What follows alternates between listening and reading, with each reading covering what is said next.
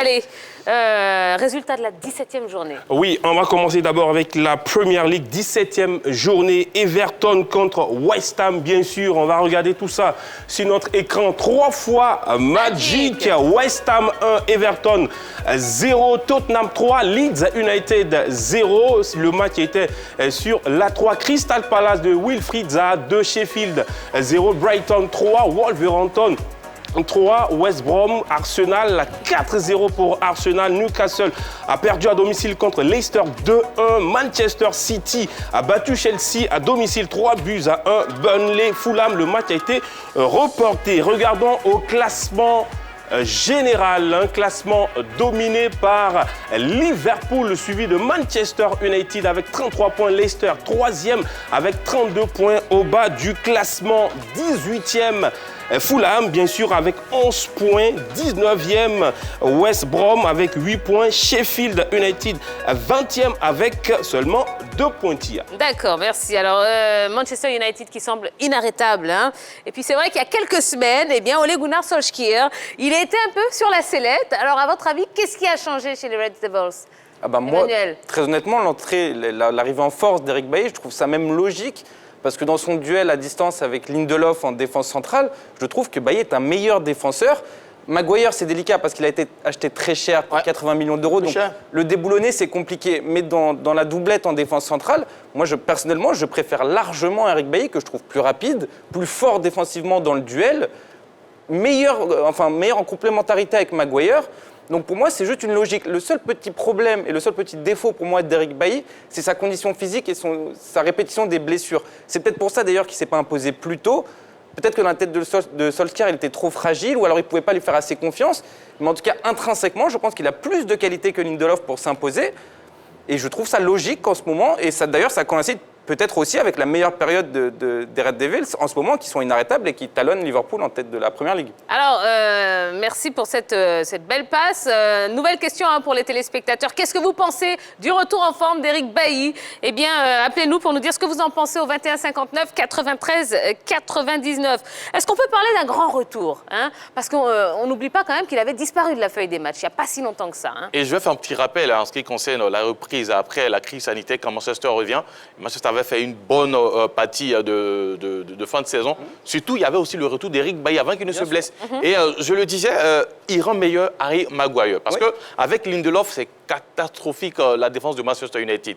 Depuis son arrivée, ça fait le 4e match qu'il joue. Il a joué en coupe et puis il y a 3 fois titulaire. La deuxième fois, il était aligné dans une défense à 3 avec Maguire et Lindelof. D'ailleurs, Lindelof s'est blessé et du coup, il occupe une défense à 2 maintenant dans cette défense de Manchester United.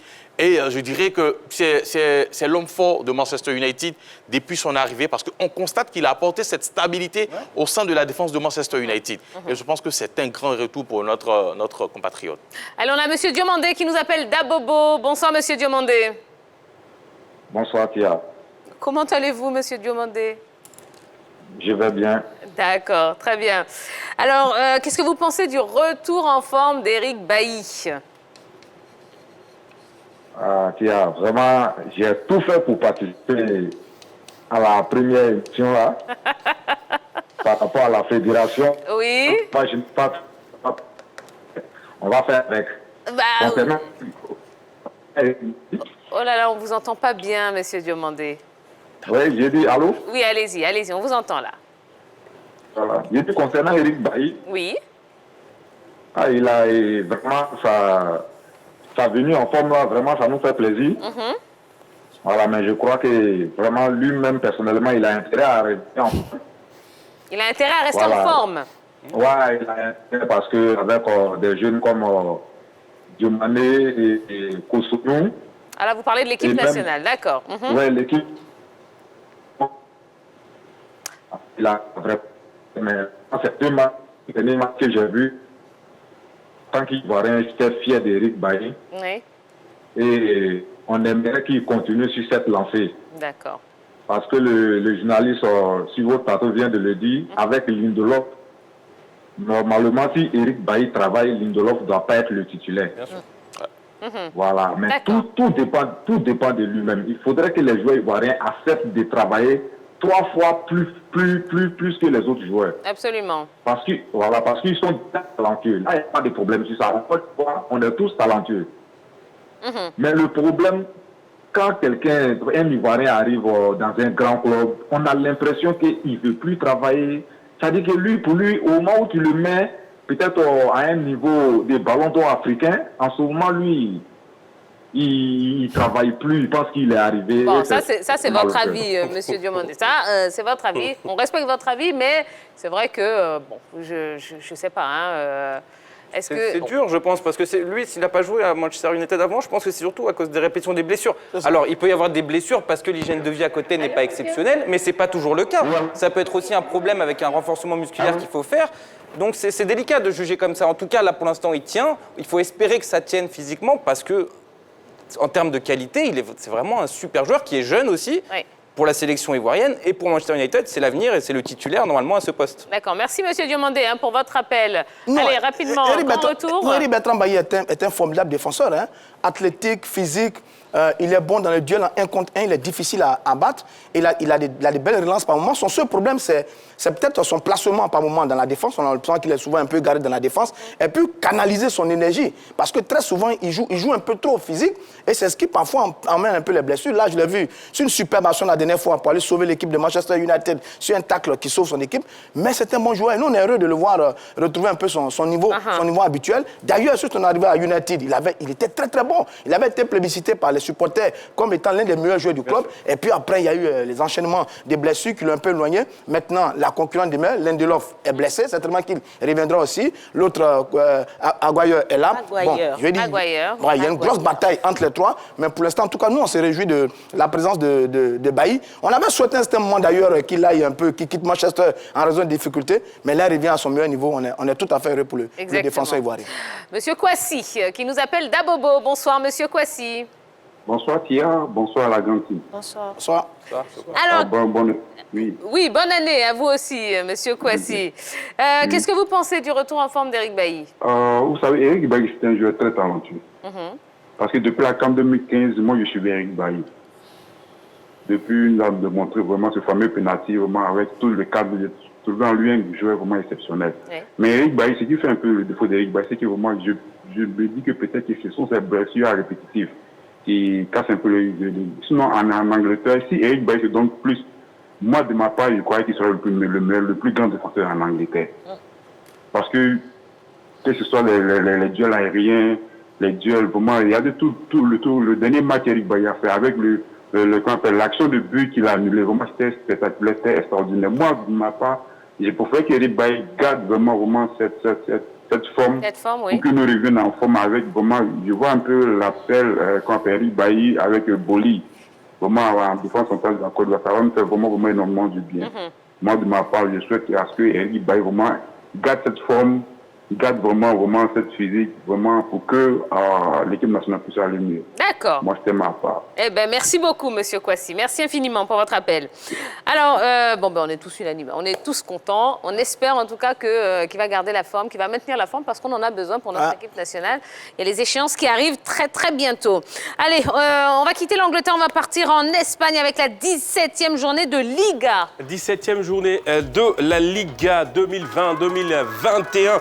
Villarreal contre l'équipe de Levante, 2 buts à 1 pour les sous-marins jaunes. Betis Séville 1, Séville 1, bien sûr. Retafe 0, Valladolid 1, Real Madrid 2, Celta Vigo 0, Athletic Bilbao 1, Elche 0, Alaves 1, Atlético Madrid 2, la Real Sociedad 1, Osasuna 1, Eibar 2, Grenade 0, Huesca 2 et le FC Barcelone 1. Regardons au classement général de la Liga, un classement dominé par l'Atlético de Madrid, 38 points, le Real Madrid, autant pour moi, 36 points au bas du classement. Valence est 18e, Osasuna 19e, 20e. Huesca. Allez, restez au tableau, hein, puisqu'on va partir en Allemagne. En oui, Allemagne, oui, bien sûr. 14e journée de la Bundesliga. Francfort contre Bayern Leverkusen, 2-1 pour Francfort. Werder Brême contre Union de Berlin, victoire de Union de Berlin, 2-0. Hoffenheim a été battu à domicile contre Fribourg, 3-1. Hertha Berlin 3, Schalke 0-4-0. Et puis le dimanche, on a eu Borussia Dortmund 2, Wolfsburg 0, Bayern Munich 5, Mayence 2 au classement général. Le Bayern est en tête avec 33 points. Deuxième, Leipzig 31 points. Au bas du classement, Schalke 0-4. 4 points. On va en Italie, oui, avec cette 15e journée. En Italie, l'Inter de Milan à domicile recevait Crotone 6-2 pour les Interis. Et bien sûr, AS Rome 1, Sampdoria des Gènes 0, l'Atalanta Bergame 5, Sassuolo de Jérôme Boga 1, Cagliari 1, Naples 4, la Spezia contre Hellas Vérone, victoire d'Hellas Vérone 1-0. Et puis Parme de Gervinho a perdu contre Torino 3-0, Benevento 0, AC Milan de Franck-Yannick Kessié 2, la Juventus 4 et puis Udinese 1 au classement général. C'est l'équipe, oui, de Zlatan Ibrahimovic qui est en tête avec 37 points. L'Inter de Milan est deuxième avec 36 points. L'AS Roma troisième avec 30 points. La Juventus est cinquième avec 27 points. Au bas du classement, 20e Crotone Tigana. Merci beaucoup, Dr. Arrivederci. Merci. Bon, et ben voilà, on a eu une bonne dose de résultats, de classement. On aura l'occasion d'en parler un petit peu plus en profondeur dès demain. Merci beaucoup, Emmanuel, d'être venu nous dire un petit bonjour sur le plateau de la Grande Team. Comme j'aime à le dire, eh bien, vous êtes ici chez vous dorénavant. C'est un bonheur. Et qu'est-ce qu'on peut vous souhaiter à part bonne fin de vacances? Pas grand-chose. Du foot encore, toujours. Des débats. Et ça Quels sont les projets professionnels? Bon, alors, retrouver une rédaction, je l'espère, assez rapidement et pouvoir parler du foot européen et suivre le foot africain, notamment la Côte d'Ivoire. Et le championnat, c'est important. Avec la CAN qui arrive en 2023 en Côte d'Ivoire. Merci. Un challenge en Afrique, ça vous intéresserait ou pas? Ça m'intéresserait, bien sûr. Alors, pour l'instant, je ne peux pas prétendre y arriver parce que je n'ai pas assez de connaissances et c'est pas en arrivant comme ça qu'on peut prétendre tenir un projet à l'étranger. Mais oui, c'est une idée, ça m'intéresserait. Eh bien, c'est tout ce qu'on vous souhaite. Merci. Peut-être sur la 3, peut-être dans la Grande Team, on ne sait pas, on ne sait pas. Ben, ce sera avec grand plaisir en tout cas. Allez, fin de ce premier numéro de la semaine. Merci d'avoir été aussi nombreux à nous suivre. Merci pour toutes vos réactions. Merci pour tous vos appels, vos messages. Vous êtes au top, comme d'habitude. Et bien, on est reparti pour une nouvelle année à passer ensemble. C'est le début d'une grande aventure. Le rendez-vous, vous le connaissez, du lundi au vendredi de 20h30 à 22h en compagnie de toute la team. En attendant de vous retrouver demain, eh bien, reposez-vous, reprenez des forces et on se donne rendez-vous demain, même heure, même endroit, à 20h30 sur la 3. Passez une excellente fin de soirée. Bisous, bisous. Bye bye.